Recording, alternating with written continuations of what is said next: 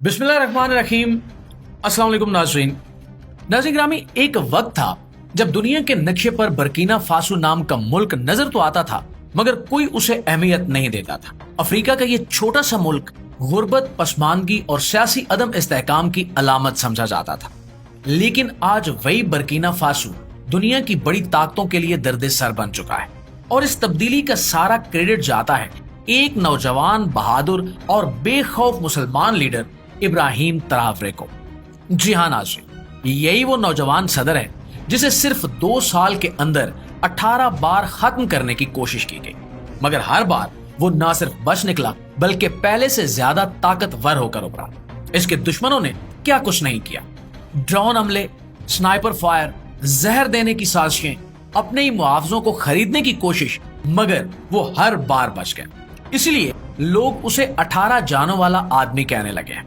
अब सवाल ये पैदा होता है कि आखिर क्या है इब्राहिम तरावरे में कि दुनिया की बड़ी बड़ी ताकतें इसे रास्ते से हटाने पर तुली हुई हैं। तो दोस्तों, इसका सीधा और सादा जवाब है इसकी आवाज जो मगरिब के खिलाफ बुलंद हो रही है। इब्राहिम तरावरे वो पहला लीडर है जिसने खुलकर फ्रांस को वार्निंग दी कि हमारी जमीन से निकल जाओ, और फिर वो लम्हा भी आया जब फ्रांस को वाकई बोरिया बिस्तर बांधना पड़ा। लेकिन दोस्तों, ये कहानी यहीं पर खत्म नहीं होती। जनवरी 2024 अफ्रीका कप ऑफ नेशंस के दौरान जब सिक्योरिटी दीगर अमूर में मसरूफ थी, इसके दुश्मनों ने इसके घर को उड़ाने की कोशिश की, मगर खुशकिस्मती से रूसी इंटेलिजेंस की मदद से वक्त पर वो साजिश पकड़ी गई और हमला नाकाम बना दिया गया। दुश्मनों ने बैकअप प्लान भी बनाया था, सदर की सरकारी गाड़ियों के काफिले पर हमला, मगर वो भी नाकाम हुआ। और फिर एक दिन एक सिक्योरिटी एहलकार ने इंकिशाफ किया कि उसे $5 मिलियन दिए गए ताकि वो मस्जिद में नमाज पढ़ते हुए इब्राहिम तरावरे को कत्ल करते।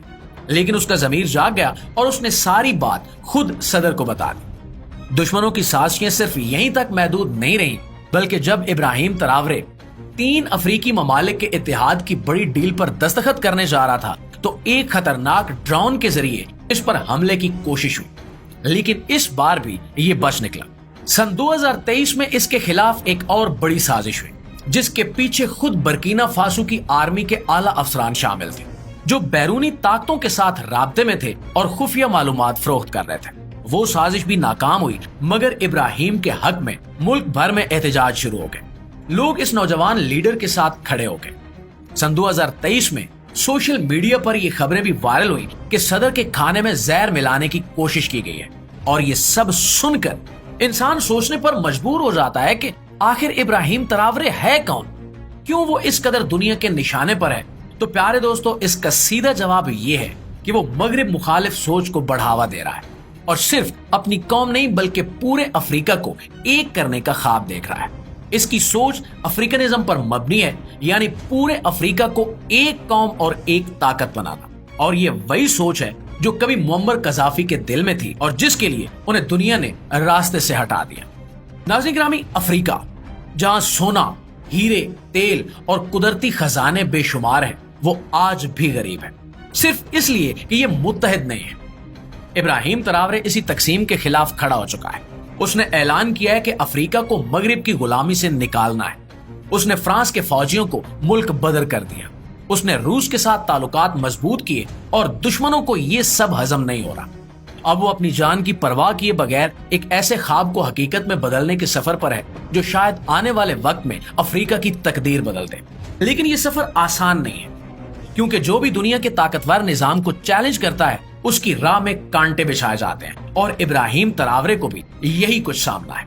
इसके अलावा इब्राहिम तरावरे अपने मुल्क की डेवलपमेंट में भी बहुत सारी तब्दीलियां ला रहा है, खास तौर पर मुल्क के कुदरती वसाइल जैसे कि सोना, यूरेनियम, तांबा, लोहा और दीगर कीमती मादनियात को मुल्क के फायदे में इस्तेमाल करने के लिए नए और मजबूत मंसूबे बना रहा है। जहां पहले बैरूनी कंपनियां इन मादनियात को निकालकर अरबों डॉलर्स की कमाई करती थी और बर्किना फासो के अवाम को सिर्फ धूल, गुर्बत और बीमारी मिलती थी, वहीं अब इब्राहिम तरावरे ने फैसला किया है कि अपनी जमीन से निकलने वाला एक एक खजाना सिर्फ और सिर्फ कौम की तरक्की पर खर्च होगा। उसने मुल्क में पहली बार कौमी मादनियाती खुद मुख्तारी का ऐलान किया है और सोने की उन तमाम बड़ी कानों का कंट्रोल रियासत के हाथ में ले लिया जिन पर दहाइयों से गैर मुल्की कंपनियां कब्जा जमाए बैठी थी। اور اب نہ صرف کانکنی کے سارے معاہدے ریاستی اداروں سے ہو رہے ہیں بلکہ ان میں کام کرنے والے مزدوروں کی تنخواہیں بھی پورے 3 گنا بڑھا دی گئی ہیں۔ صرف یہی نہیں، ایک دن ابراہیم تراورے خود خفیہ طور پر ایک پرانی سونے کی کان میں گیا۔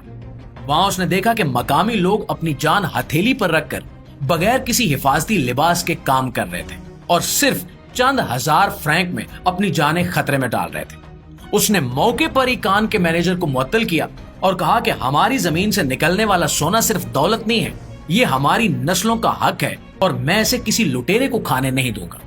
اس کے بعد ایک مکمل نظام بنایا گیا جس کے تحت ہر کان کی پیداوار، آمدنی اور خرچ عوام کو دکھایا جائے گا۔ اور دوستو صرف یہی نہیں، ابراہیم نے ملک بھر میں ایک نیا ادارہ بنایا ہے جس کا نام نیشنل مائننگ ڈیولپمنٹ اتھارٹی ہے۔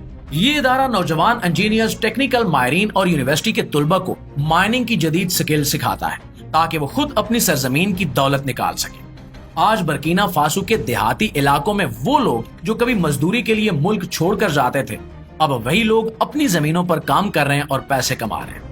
خواتین کے لیے بھی الگ سکیمیں بنائی گئی ہیں جن کے تحت وہ خام مال کو پروسیس کر کے مقامی مارکیٹوں میں بیچ سکیں۔ کانوں سے نکلنے والے منرلز کو براہ راست ایک مرکزی قومی فنڈ میں ڈالا جاتا ہے جس کا ایک ایک روپیہ اسکولوں، اسپتالوں، پانی، سڑکوں اور کسانوں کی سبسڈی پر لگایا جا رہا ہے۔ اب پہلے جہاں گاؤں میں بچوں کے پاؤں میں جوتے تک نہیں ہوتے تھے، وہاں وہی بچے اب اسکول بیگ لے کر پڑھنے جا رہے ہیں، اور یہ سب کچھ ابراہیم تراورے کی وجہ سے ہی ممکن ہوا ہے۔ اس نے نہ صرف فرانس جیسی بڑی طاقتوں کے سامنے کھڑے ہو کر ان کے استحصالی معاہدے ختم کیے بلکہ دنیا کو یہ دکھا دیا کہ اگر نیت صاف ہو اور مقصد صرف قوم کی خدمت ہو تو ایک چھوٹا سا ملک بھی اپنی زمین سے ایک طاقت بن کر ابھر سکتا ہے۔ اور یہی وجہ ہے کہ برکینا فاسو میں آج عوام صرف اسے صدر نہیں بلکہ قومی معمار کہتے ہیں۔ وہ کہتا ہے کہ میں صرف دشمنوں سے نہیں لڑ رہا بلکہ غربت، جہالت اور بدعنوانی سے جنگ کر رہا ہوں، اور یہ جنگ میں جیت کر ہی چھوڑوں گا۔ ناظرین گرامی، ابراہیم تراورے آج بھی روزانہ فائلوں پر دستخط کرنے کے بعد کانوں کا دورہ کرتا ہے، مزدوروں کے ساتھ کھانا کھاتا ہے اور انہیں کہتا ہے کہ ہم سب مزدور ہیں، فرق صرف اتنا ہے کہ آپ زمین سے سونا نکالتے ہیں اور میں اس نظام سے انصاف نکالتا ہوں۔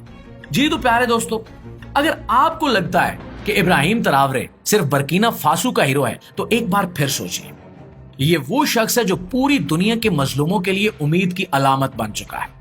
اس نے ہمیں سکھایا ہے کہ وسائل سے مالا مال ہوتے ہوئے بھی اگر قیادت ایماندار نہ ہو تو قومیں غلام ہی رہتی ہیں۔ اگر آپ بھی چاہتے ہیں کہ ہمارے ملک میں بھی ایسی قیادت ابھرے، اگر آپ بھی چاہتے ہیں کہ سونا، گیس، پانی اور زمین کا حق غیروں کی بجائے ہماری آنے والی نسلوں کو ملے، تو اس پیغام کو آگے بڑھائیے، اس ویڈیو کو لائک کیجئے، اپنے دوستوں کے ساتھ شیئر کیجئے اور کمنٹ سیکشن میں ہمیں بھی یہ ضرور بتائیے کہ کیا آپ ابراہیم تراورے جیسے کسی لیڈر کو اپنے ملک میں دیکھنا چاہتے ہیں۔ اور ہاں، ہمارے اس پیج کو فالو ضرور کر لیجئے کیونکہ ہم اسی طرح کی معلوماتی ویڈیوز لاتے رہیں گے۔ اگلی ویڈیو آنے تک اپنا، گرد و نواح کے لوگوں کا، دوستوں کا بہت سارا خیال رکھیے گا۔ انشاءاللہ ملتے ہیں اگلی ویڈیو میں۔ اللہ نے کے بعد